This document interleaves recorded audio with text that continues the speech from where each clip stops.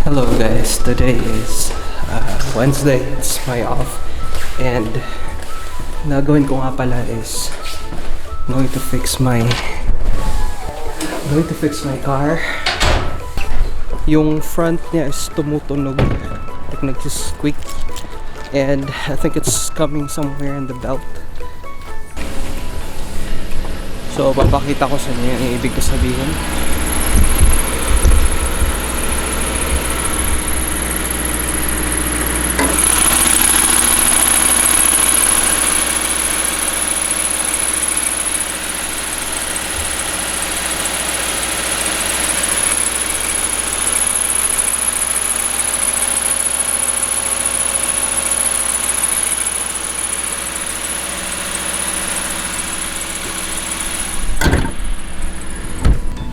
So I don't know if you can hear that loud squeaking sound coming from the belt, and yung belt nga pala is kaka-replace lang yan, not even 6 months ago. So yung life ng belt is dapat 100,000 kilometers, and hindi pa nga siguro nag-go 1/4 yung tinatakbo nito.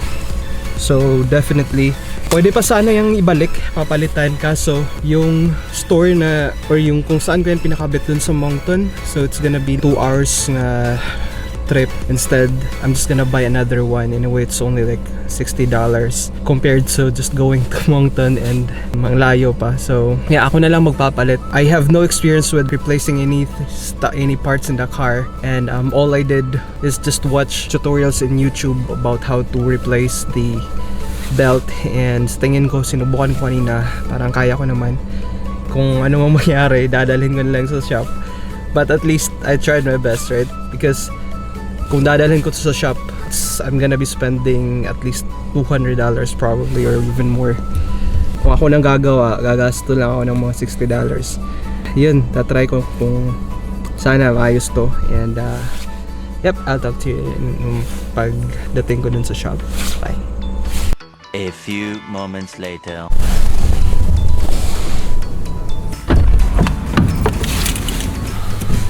Okay, so I'm back. Bad news, wala silang stock.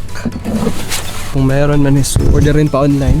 Merong isang store dito na mga auto parts din. Tatry ko kung tingnan doon kung merong stock doon. Okay, good news guys. Meron silang belt dito. Cost me $71.42. And ito nga pala yung belt. Napansin ko medyo parang hindi siya masyadong matigas compared sa yung naka-installed ngayon. Probably ito yung hindi to maingay na belt, kasi medyo it's also said that it's micro V. Yeah, let's go home and ikakabit ko to sa kotse, and I'm gonna show you paano ikabit sa Subaru Legacy yung serpentine belt.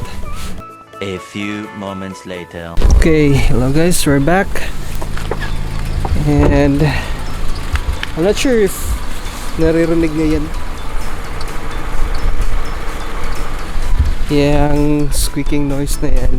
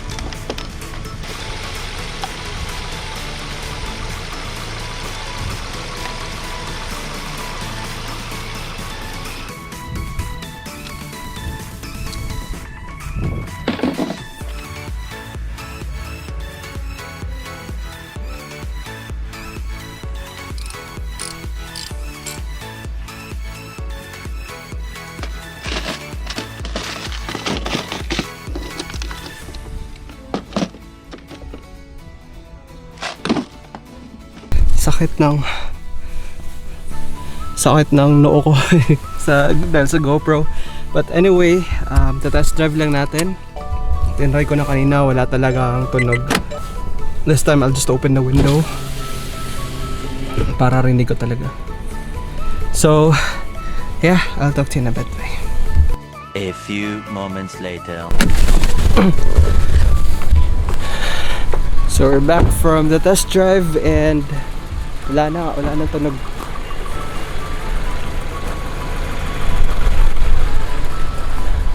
Success. It's my first time to replace a belt sa kotse.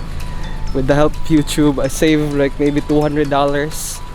That includes a diagnosis and the labor and the part for like replacing it. I think I'm gonna end the vlog here. I'll talk to you in my next vlog. Bye.